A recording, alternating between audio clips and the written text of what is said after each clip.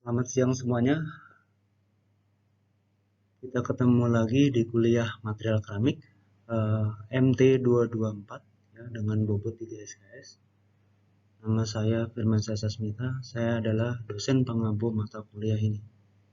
Ya, bicara material keramik, kita nanti akan mengenal istilah yang disebut sebagai earthenware, kemudian stoneware, dan juga porcelain. Ya, ketiga istilah ini adalah bagian yang disebut sebagai keramik konvensional atau keramik tradisional. Nah, lawannya adalah atau yang lebih mutakhir kita sebut ya, ini adalah contoh produk dari yang disebut sebagai keramik mutakhir atau advanced ceramic ya. Ada sebuah pot bunga ya, vas. Ini juga bagian dari keramik-keramik tradisional ya. Mungkin istilahnya adalah gerabah, tembikar, atau pernah dengar istilah terakota, itu adalah contoh dari keramik-keramik tradisional ya. Kemudian contoh yang keramik mutakhir atau advanced keramik adalah ini saya bawa keramik alumina atau aluminium oxide ya, oksida aluminium. Ya, ini adalah pertama adalah untuk crucible ya, untuk sebagai wadah pelelehan logam. Ya, ini terbuat dari alumina. Ya, kemudian satunya lagi adalah yang armor keramik atau keramik yang dipakai untuk aplikasi tahan peluru.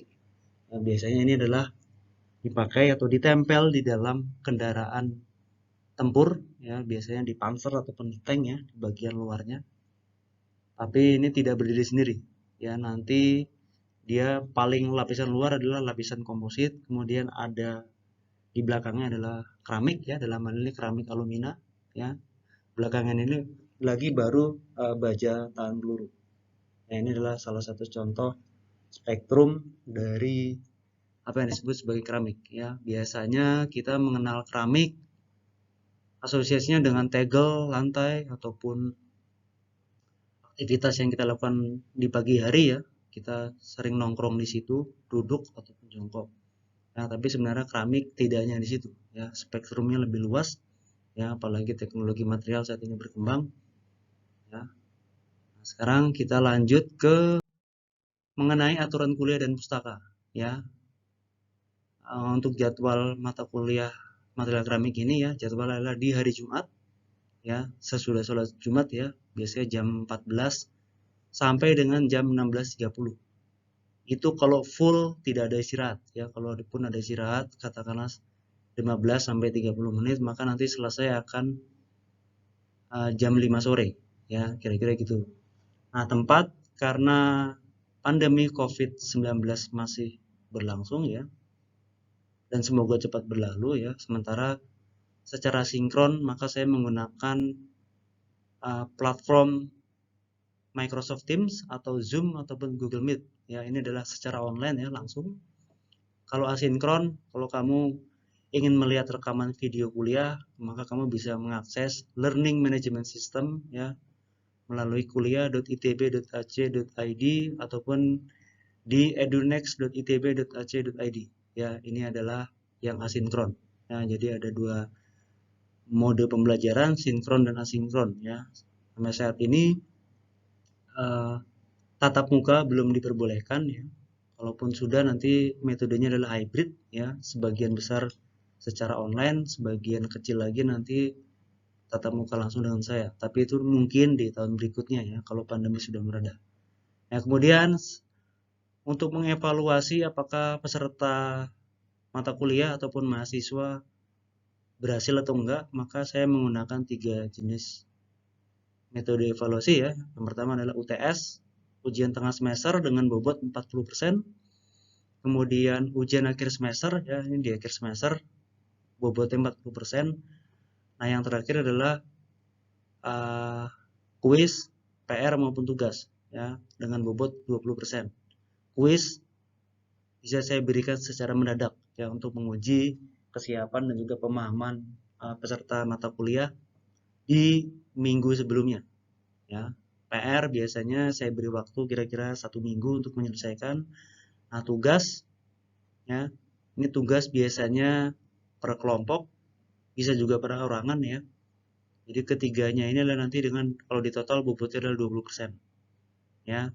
Kemudian indeks nilai ya, saya memiliki pedoman tersendiri ya. Kalau kamu nilai akhir kamu ya setelah dirata-rata atau dijumlahkan antara komponen UTS, UAS dan kuis per serta tugas, maka nilai akhir di atas 90 maka masuk ke dalam indeks nilai A. Ya, AB 80 kurang dari sama dengan kurang dari 90 ya. Kemudian B 70 kurang dari sama dengan kurang dari 80 ya. BC 60 kurang dari sama dengan nilai akhir kurang dari 70. Sedangkan C batasnya ada di 50 ya, kurang dari sama dengan nilai akhir dan kemudian kurang dari 60. Nah, di kelas saya ini, di mata kuliah ini tidak ada nilai D tapi langsung ke nilai E. Ya, saya tidak memberikan nilai D tapi langsung memberikan E. Ya, karena D itu sebenarnya adalah sedikit menghina kamu. Ya, sebenarnya kamu layaknya dapat E tapi dinaikkan menjadi D, tapi enggak. Saya tidak melakukan itu, tapi saya langsung memberikan nilai E. Ya, jadi D dan E itu nanti menjadi satu nilai, yaitu nilai E ya, dengan nilai akhir kurang dari 50. Ya. Nah, satu hal yang perlu kalian semua ketahui adalah kalau ada yang melakukan atau terindikasi melakukan kecurangan akademik, ini saya tidak akan memberikan toleransi. Langsung saya kasih nilai E.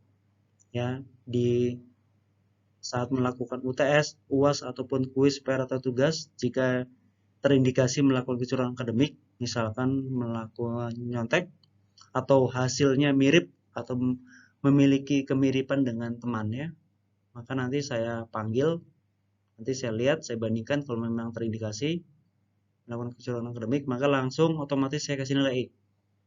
Jadi kalau di UTS terbukti, nggak perlu ikut UAS sama pengerjaan kuis, nanti saya langsung kasih nilai E. Ya, ini harus dipahami, karena saya tidak ingin calon-calon generasi penerus bangsa ini adalah melakukan tindakan-tindakan yang bersifat koruptif. Ya, mulai saat ini, saat saya memberikan mata kuliah akademik, maka harus saya ajarkan juga. Ya, kira-kira begitu. Baik, kita lanjut ke pustaka ya. Maka pustaka yang kita acu adalah ada 6 ya, 6 buku utama. Mulai dari Pak King Ri, Bowen dan Ullman, inilah pustaka utama, Introduction to Ceramics ya. Meskipun edisinya lama ya, tapi buku ini adalah sangat komprehensif ya, membahas apa itu keramik, struktur, sifat ya, itu kira-kira yang saat ini masih saya pakai. Kemudian yang kedua adalah dari Pak Chiang, Birni dan King Ri ya, ini adalah physical ceramic ya. Prinsip untuk ilmu dan rekayasa keramik, itu juga bagus. Nah, yang terakhir adalah dari Pak Borsum. Yang ketiga adalah dari Pak Borsum ya, Fundamental of Ceramic. Ini juga bagus. Ya, 45 adalah ini tambahan. Ya. Terutama yang nomor 5 adalah kalau mau bicara kaca atau glass ya, saya juga memberikan materi glass ya nanti sebagai pelengkap di isi material keramik. Ya, kemudian terakhir adalah dari Pak Palister ya mengenai material science and engineering ya, pengantar material science and engineering, itu juga saya gunakan karena ini lebih simple ya, meskipun tidak sedalam 1, 2 dan 3. Ya, itu kira-kira pustaka yang akan kita pakai ya di dalam mata kuliah ini ya. Nah, kira-kira silabus lengkapnya ya dari mata kuliah ini, kamu bisa lihat bahwa material keramik nanti akan membahas tentang deskripsi atau perbedaan mengenai keramik konvensional dan juga keramik mutakhir serta gelas atau kaca. Ya, ini nanti kita akan membahas detail apa sih yang membedakan keramik konvensional, kemudian keramik mutakhir, ya, kemudian bedanya dengan kaca itu apa ya, meskipun dalam beberapa sudut pandang kaca itu atau gelas itu tidak dimasukkan sebagai material keramik ya. Tapi ada juga pendapat lain yang mengatakan bahwa gelas atau kaca lah masuk ke dalam keramik ya, karena bahan bakunya mirip dengan keramik atau sama dengan keramik ya. Kemudian kita lanjut ke dalam struktur material keramik ya, serta gelas, dan nanti hubungannya dengan sifat-sifat mekanik, kimia, biologi, thermal, optik, elektrik, magnetik, dan nuklir. Ya, sifat-sifat itu banyak ya, atau aplikasinya itu nanti banyak tergantung material keramik tersebut mau diaplikasikan kemana. Ya, sebagai produk apa, kemudian apa, nanti lingkungan kerjanya seperti apa. Ya, kira-kira gitu.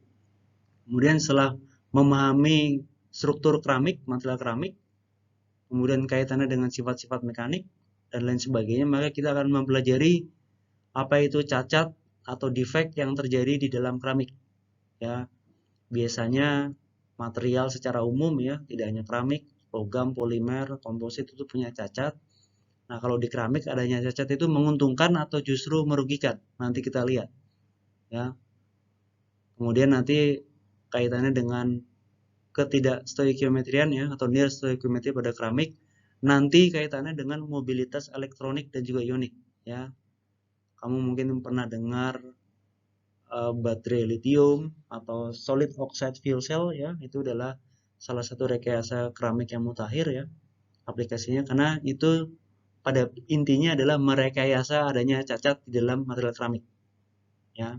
Itu salah satu contoh ya. Jadi adanya cacat adalah sebuah anugerah yang harus disyukuri ya, karena itu bisa merekayasa atau mengubah sifat keramik yang biasanya tidak bisa mengantarkan listrik ya, tapi ternyata bisa mengantarkan listrik ya, dengan adanya kita merekayasa mobilitas elektronik dan ionik dari si keramik tersebut ya. Selanjutnya kita nanti akan belajar aplikasi diagram kesetimbangan fasa. Ya, ini sebagai dasar untuk proses pembentukan keramik dan gelas ya. Kita harus tahu diagram fasa itu apa, khususnya di keramik ya. Tidak hanya biner, biasanya nanti ke jenisnya terner dan kuaterner ya. Kemudian berikutnya kita akan membahas tentang aplikasi sifat-sifat utama keramik dan gelas ya, serta teknologi mutakhir itu seperti apa ya. Nah, yang terakhir adalah saya juga akan memberikan dasar-dasar proses produksi keramik serta gelas ya, beserta contoh produknya. Nah, ini kira-kira di dalam satu semester ini nanti kita akan membahas ini ya. Mulai dari deskripsi keramik konvensional hingga dasar-dasar proses produksi keramik ya. Detail dari proses manufaktur keramik nanti ada di kuliah proses pemrosesan keramik ya, di mata kuliah MT 3221 ya. Untuk detailnya nanti kamu bisa lihat ya, rencana dan satuan acara perkuliahan ya. Kamu bisa lihat link di sini ya. Kamu masuk di akun akademik kamu ya. Kamu bisa lihat minggu pertama itu apa, masih pendahuluan ya. Ini sampai ke minggu ke-14 ya. Minggu ke-15 dan 16 adalah UTS dan UAS. Dianggapnya sebagai bagian UTS dan UAS. Ya, hanya totalnya adalah ada 14 pertemuan di dalam kuliah ini ya, di dalam satu semester. Baik, kita lanjut. Nah, ini kira-kira tujuan pembelajaran ya. Kira-kira setelah kamu mengambil mata kuliah ini, maka kamu semuanya, para peserta mata kuliah, mampu mengenal dan memahami struktur berbagai jenis material keramik dan gelas ya, dan kaitannya dengan sifat-sifatnya ya, kemudian proses produksi dan aplikasinya. Itu yang harus kamu ketahui ya. Kira-kira jangan sampai kamu menjadi Harry Potter ya, karena kamu nggak bisa memahami, jadinya kamu berbulu hanya membuat gerabah aja ya. Ini contoh ilustrasi yang menggambarkan orang orang bingung jadinya hanya berbulu, tapi enggak ya, saya tidak harapkan seperti itu ya. Kamu harus mampu mengenal ya dan juga memahami, kira-kira gitu. Nah, selanjutnya selain tujuan pembelajaran, saya juga harus menjelaskan apa itu yang disebut sebagai learning outcome ya, atau capaian pembelajaran, kaitannya dengan learning outcomes atau capaian pembelajaran dari program studi. Intinya mata kuliah ini nanti mendukung LO atau capaian pembelajaran di program studi teknik material atau tidak ya. Kira-kira ada, kalau tidak salah ada 7 ya. Nah, cuman yang di kuliah ini yang masuk adalah yang pertama, yang A ya. Yang pertama adalah kemampuan mengidentifikasi, kemudian merumuskan dan memecahkan permasalahan teknik yang kompleks dengan menerapkan prinsip kerekayasaan material dan sains dan matematika. Ini adalah capaiannya harus tinggi ya. Jadi kamu harus mencapai komponen pembelajaran yang ini. Kemudian yang B tidak ada ya, langsung ke C. Kira-kira eh, kemampuan menerapkan desain rekayasa material untuk menghasilkan solusi yang memenuhi keperluan tertentu dengan memperhatikan aspek bla bla bla ini, ya itu adalah capaiannya medium atau menengah ya. Kemudian yang D kira-kira kemampuan untuk berfungsi secara efektif ya. Jadi ini kalau bisa dilihat adalah dari sisi soft skill-nya ya. Jadi kemampuan bekerja secara efektif ya, secara individu ataupun tim ya. Kemudian mencantumkan lingkungan yang kolaboratif dan inklusif sehingga dapat menetapkan tujuan, berjalan tugas dan memenuhi tujuan. Itu adalah capaiannya medium atau menengah ya. Kemudian yang E juga tidak ada ya, karena ini kita nggak bicara dulu masalah etis dan profesional ya. Nanti ada mata kuliah lain yang mendukung LO ini. Nah, yang terakhir yang ada di dalam mata kuliah material keramik adalah yang komponen F, ya, kemampuan untuk berkomunikasi secara efektif dan dengan berbagai khalayak. Ya, jadi kamu selama memahami mata kuliah ini juga menjelaskan apa itu keramik ke masyarakat ataupun ke keluarga kamu, itu kamu juga harus bisa. Ya, jadi jangan salah kaprah. Keramik itu nggak hanya tegel, lantai, tapi juga komponen atau produk lain yang lebih saya itu juga banyak.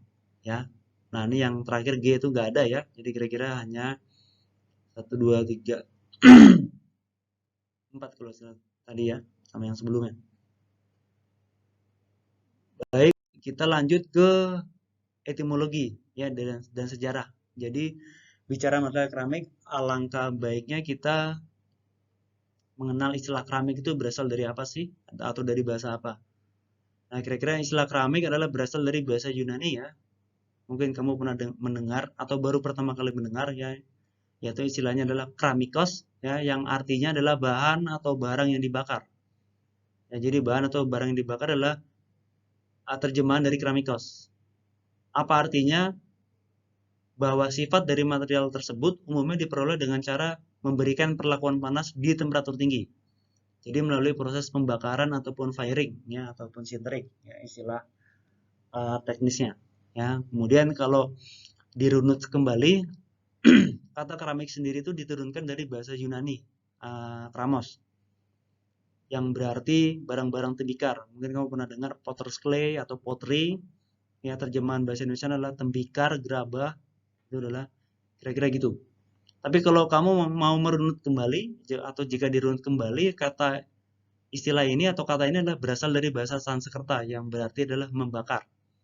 Nah, jadi ada etimologinya ya, dilihat dari asal usul pembentukan kata ya. Jadi orang-orang Yunani kuno pada zaman dulu ya menggunakan kata kramos ketika menggambarkan produk yang mengandung material lempung atau clay ya, yang diperoleh dengan cara dipanaskan ya. Tapi saat ini istilah keramik ya, umumnya ya, istilah keramik itu digunakan pada semua produk yang terbuat dari lempung yang dibakar ya. Ini adalah masuk kategori kepada keramik tradisional atau keramik konvensional ya. Ada batu bata atau bricks, kemudian refractory tanah api atau fire clay refractories, kemudian sanitary ware ya, termasuk yang ada di kamar mandi ya, water closet ya, WC, kemudian peralatan di meja makan atau tableware, dinerware dan lain sebagainya. Ya, ini adalah contoh produk-produknya ya. Yang sebelah kanan bawah adalah yang advanced ceramic ya. Nanti kita lihat. Kemudian, nah kalau kamu bicara mengenai peradaban Yunani kuno ya, mereka itu mempercayai bahwa ada 4 unsur penting dalam kehidupan ya. Ada unsur air, api, udara, dan tanah ya. Kalau kamu resapi lagi bahwa ini adalah sebenarnya menggambarkan apa yang disebut sebagai pottery atau intisarinya adalah bicara tentang keramik ya.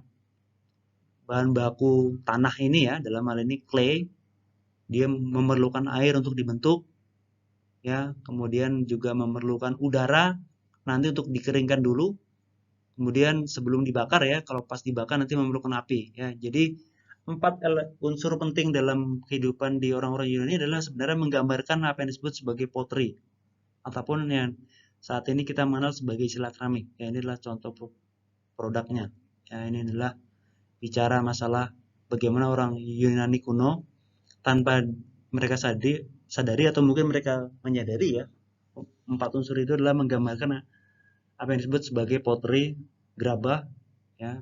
Nah, yang sekarang adalah istilahnya adalah keramik, ya, kira-kira gitu. Kemudian bicara mengenai sudut pandang agama ya, saya tidak menggurui atau memberikan ceramah mengenai Islam ya, tapi saya juga sedikit kalau yang Muslim ya, yang non Muslim juga silakan melihat kitab sucinya ya. Cuma kalau melihat dari kitab suci Al-Quran ya, di surat Al-Qasas ayat 38 ya, ini kira-kira terjemahan artinya ya, terjemahan artinya secara langsung ya, bukan tafsir. Nah, kira-kira dulu di surat ini adalah bercerita tentang bagaimana Firaun ya meminta perdana menterinya Haman ya untuk membakar tanah liat ya. Jadi kalau kita lihat di sini adalah ada tanah liat kemudian dibakar, maka sebenarnya Firaun meminta Haman untuk membuatkan keramik. Ya, ini kira-kira terjemahannya sampai membuat bangunan tinggi supaya Firaun dapat naik melihat Tuhannya Musa. Ya, ini kira-kira mengenai peradaban zaman dulu ya, zaman Firaun sudah bicara tentang keramik ya. Nah, selanjutnya masih di Al-Quran juga bercerita bahwa di surat Al-Fil ayat 4 ya, ini mengenai penyerangan tentara gajah ke kota Mekah ya, kira-kira tarmi im bihijarotin min sijil. Nah, ini kira-kira terjemahannya adalah yang melempari mereka dengan batu yang berasal dari tanah yang terbakar. Nah, ini kira-kira tanah yang terbakar adalah sebenarnya adalah intisarinya adalah esensinya adalah keramik. Jadi kamu bisa bayangkan bagaimana dengan tentara gajah ya beserta gajahnya dilempari oleh tanah yang terbakar. Jadi bagaimana kepalanya mereka bolong ya, bocor, berdarah karena yang mereka lempari adalah keramik. Ini kira-kira adalah contoh dari sisi arkeologi ya. Ada orang-orang Arab yang menemukan batu yang dianggap itu adalah batu yang dipakai burung yang waktu itu melempari tentara gajah. Ya, ini kira-kira gambarnya seperti ini ya, yang dibawa oleh burung ababil ya. Kemudian lanjut lagi ya, kita masih bicara sudut pandang Al-Quran ya. Di surat lain, surat Hud ayat 82, maka di zaman Nabi Lut ya, kira-kira saat itu Tuhan menghukum bangsa Sodom dan Gomorrah ya dengan batu dari tanah yang terbakar. Ini juga ngomongin sebenarnya adalah ngomongin masalah keramik. Ya, kira-kira gitu ya.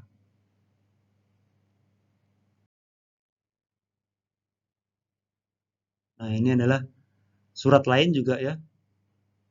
Ini juga masih terkait dengan seperti di peradabannya zamannya Nabi Lut ya, maka kami jadikan bagian atas kota itu terbalik ke bawah dan kami hujani mereka dengan batu dari tanah yang keras. Ini juga bicara tanah yang keras adalah bicara keramik ya, tanah yang keras, dan tentu saja tanahnya dibakar. Ya, dibakar seperti apa itu adalah perlu kajian ilmiah lebih lanjut ya, kira-kira gitu. Nah, ini adalah kira-kira timeline atau lini masa dari bagaimana keramik itu digunakan oleh manusia ya dalam perjalanan peradabannya ya, mulai kira-kira yang yang ketahuan ya sampai saat ini, mulai dari kira-kira 22.000 sebelum Masehi ya, itu adalah temuan pertama tentang lempung atau benda-benda yang terbuat dari lempung yang dibakar ya. Kemudian beranjak ke 8.000 sebelum Masehi, kemudian hingga yang sekarang ya, zaman sekarang itu kira-kira bicara masalah keramik yang sudah advance ya. Ini kira-kira sejarah bagaimana istilah earthenware dulu ya dimulai, kemudian baru mengenal istilah terakota, kemudian stoneware. Nah, bedanya stoneware dan earthenware adalah kira-kira stoneware itu dia lebih dense. Ya, biasanya juga dilapisi oleh lapisan glasir dan sifat mekanika atau sifat fisiknya relatif lebih bagus dibandingkan terakota ataupun earthenware. Ya, ini kira-kira lini masa secara umum ya dari material keramik ya sampai saat ini ya. Ini adalah contoh yang timeline dari contoh dari produk keramik-keramik ya. Ada yang keramik mutakhir. Yang keramik mutakhir adalah contoh yang gunting ini ya. Ini contohnya. Ada juga yang 4 lainnya adalah yang konvensional. Ya. Kemudian dari definisi ya, ada 2 definisi yang akan saya pakai, yaitu yang pertama adalah dari Pak Borsum ya. Definisi keramik adalah senyawa padatan yang terbentuk atau dibentuk dengan aplikasi panas. Jadi ada senyawa, ada aplikasi panas, terkadang ditambah dengan tekanan ya. Nah, tersusun setidaknya 2 unsur, minimal 2 unsur. Yang dimana salah satu unsurnya adalah non logam atau padatan unsur non logam. Unsur lainnya itu bisa logam atau padatan unsur non logam lainnya. Ya, ini kira-kira definisi pertama dari Pak Borsum bicara mengenai keramik ya. Definisi selanjutnya dari Pak Kingery, William David Kingery ya. Ini kira-kira seni dan ilmu tentang pembuatan dan penggunaan benda padatan yang memiliki komponen-komponen dasar yang sebagian besar tersusun dari material anorganik ataupun non-logam. Ya, ini ada mirip dengan definisi Pak Borsum ya. Ada keywordnya adalah material anorganik atau non-logam. Ya, seni dan ilmu tentang pembuatannya tentu saja menggunakan aplikasi panas. Tapi definisi ini tidak seketat dari Pak Borsum. Ya, inilah 2 definisi yang akan saya pakai ya. Kalau bicara tentang keramik, ya. Kemudian selanjutnya adalah ini adalah bicara mengenai klasifikasi. Ya, material keramik itu secara umum terbagi menjadi kaca ya, glass, ada produk-produk terbuat dari lempung, kemudian refraktori atau material yang dipakai untuk temperatur tinggi, ya.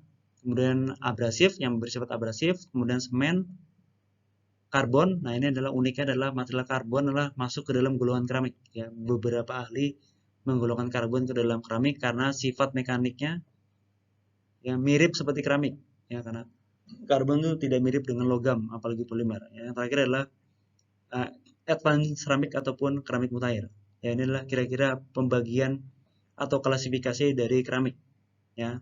Kaca sendiri nanti dibagi 2 ya, ada kaca aja, ada keramik kaca atau gelas keramik ya. Ini yang dipakai untuk apa, kompor induksi ya, yang biasanya di atasnya ada kaca, itu adalah jenisnya adalah gelas keramik. Kalau produk lempung kita bicara adalah produk-produk lempung untuk aplikasi struktural ya, misalkan batu bata ataupun whiteware, ini yang dipakai di peralatan meja makan, piring, mug dan lain sebagainya.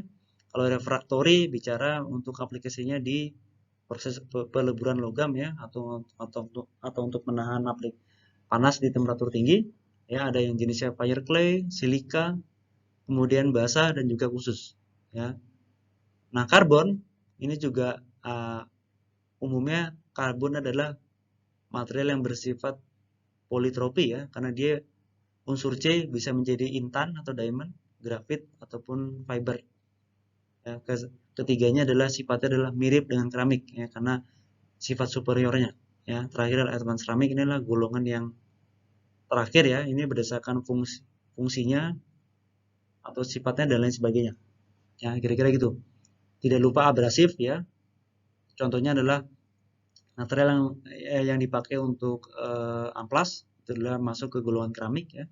Nah, semen ini juga aneh ya, sebenarnya semen ini kenapa di golongan keramik, karena bahan bakunya mirip seperti bahan baku keramik ya, karena bahan baku semen adalah lempung ditambah dengan gypsum ya, dan juga ada nanti aditif lain ya. Kemudian nanti direaksikan di kelinker di temperatur tinggi, dibakar nanti menjadi semen ya. Kalau direaksikan dengan air nanti dia terhidrasi ya, nanti dia mengeras ya.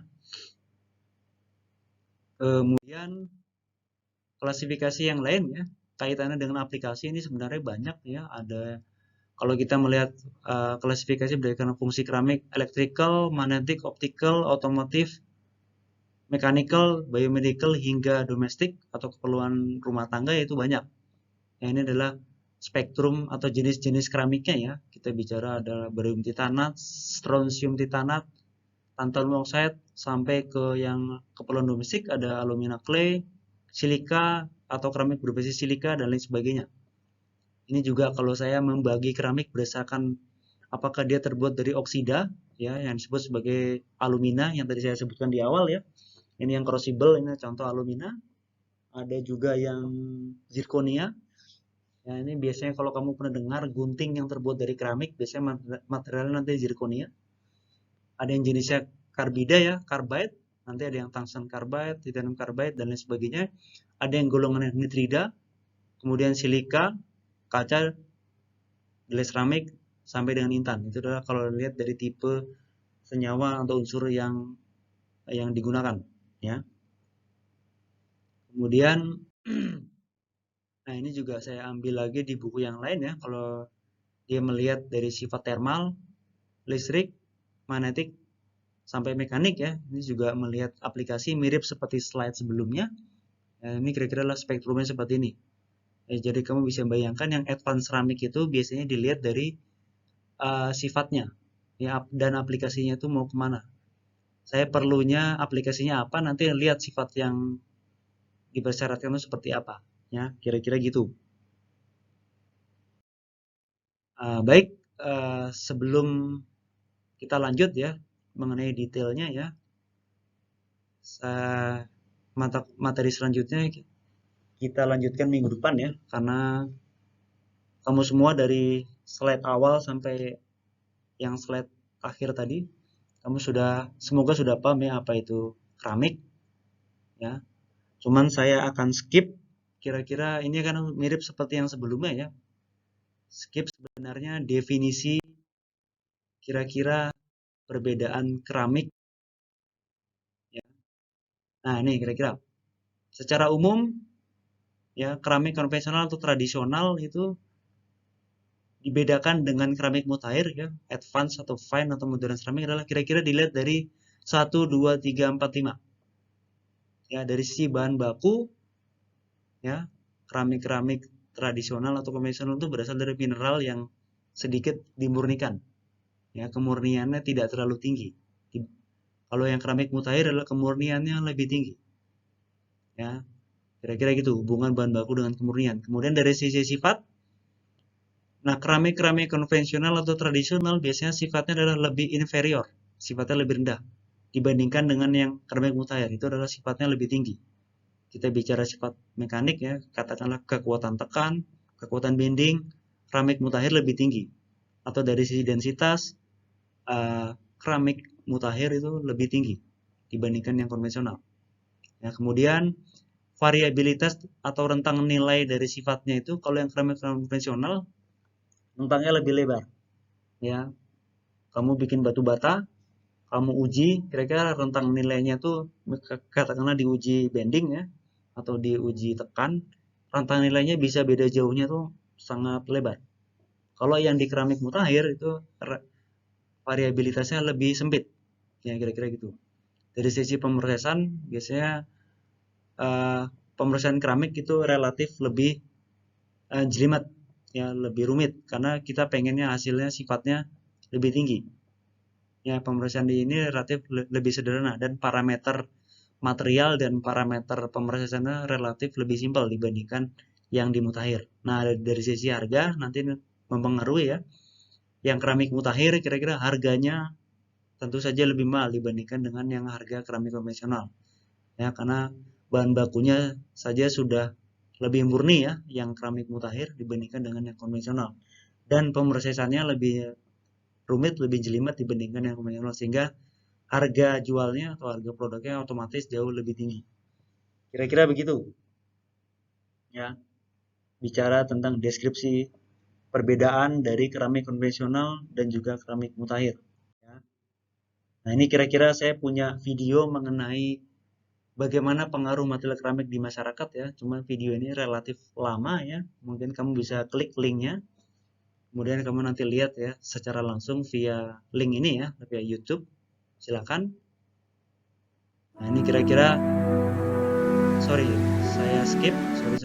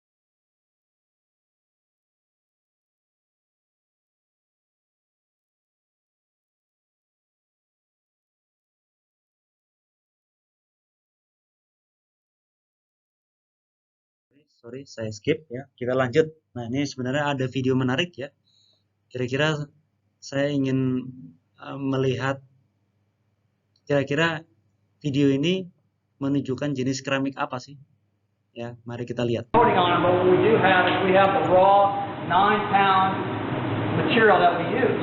Now these have been in there at 2200 degrees for hours.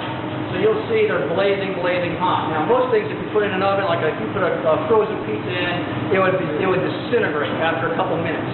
So these things have been in there hours. If you put in metal, it may, if the metal did not melt, at least it would conduct the heat and keep the heat for so long that you couldn't get near it, well, you know, within hours. Well, look at that. I mean, you can take this off. It dissipates the heat so quickly that you can actually pick these up while they're glowing, molten in the middle. How hot are they? No, they were in the oven at 2200 degrees. Wow. So you can go ahead, you can pick them up and take a picture. Just make sure you don't pick it up on the edges, just at the corners. Just at the corners. I mean, I just don't want to get anybody. Yeah, there you go. That's it. That's perfect technique right there. Now you'll feel the warmth, but yet you can touch it. I mean, imagine at 2200 degrees you get now. Yeah. And the difference with the densities is you'll see these lower densities. You'll see how they're coating on them. But what we do have is we have the raw 9-pound material that we use. Now these have been in there at 2200 degrees for hours. So you'll see they're blazing hot. Now most things if you put in an oven, like if you put a frozen pizza in, it would disintegrate after a couple minutes. So these things have been in there hours. If you put in metal. Baik ya, semoga sudah punya gambaran ya. Kira-kira kalau saya barusan video yang saya putar ini, kira-kira jenis keramiknya kamu lihat ini tuh keramik konvensional, apakah keramik mutakhir? Nah, jadi kamu bisa lihat, kamu bisa bayangkan ya, dia dipanaskan di temperatur tinggi ya, kira-kira tuh warnanya merah menuju ke kuningan ya, kira-kira. Kemudian dia keluarkan dari tungku ya, langsung, kemudian dan dia bisa dipegang di pinggir-pinggirnya. Jadi kalau logam itu mungkin nggak kalau diperlakukan seperti video yang saya tunjukkan. Nah, kira-kira itu adalah gambaran teknologi yang sekarang ya, material keramik ya. Silakan Anda cari, Anda pahami itu jenis keramik apa ya, senyawanya apa, kira-kira aplikasinya untuk apa. Nah, itu kira-kira jadikan sebagai PR ya, dikumpulkan minggu depan ya, masing-masing orang mengerjakan sendiri-sendiri ya, kira-kira berdasarkan video ini, kira-kira jenis keramiknya apa, kemudian aplikasinya untuk apa ya, kira-kira gitu ya. Baik, kita lanjut minggu depan ya, karena kuliah kali ini saya pikir cukup ya bicara mengenai pendahuluan material keramik ya. Kita tadi udah bahas definisi keramik, kemudian etimologi juga kita bahas kaitannya dengan peradaban yang kuno ya. Kita juga bicara tadi dari sudut pandang agama, ada juga peradaban Yunani kuno ya, sampai dengan jenis-jenis atau perbedaan yang spesifik atau perbedaan yang sangat jelas keramik konvensional dengan keramik mutakhir ya. Semoga kamu lebih terbuka ya pengetahuannya ya. Saya nggak mungkin kamu langsung paham ya, tapi saya pikir kamu harus tahu dulu ya, di kuliah pertama ini, pendahuluan ini kamu harus tahu kira-kira keramik itu apa sih ya. Kamu harus sudah mengenal keramik konvensional, mutakhir dan lain sebagainya ya, kira-kira gitu. Terima kasih atas perhatiannya ya, kita ketemu minggu depan ya.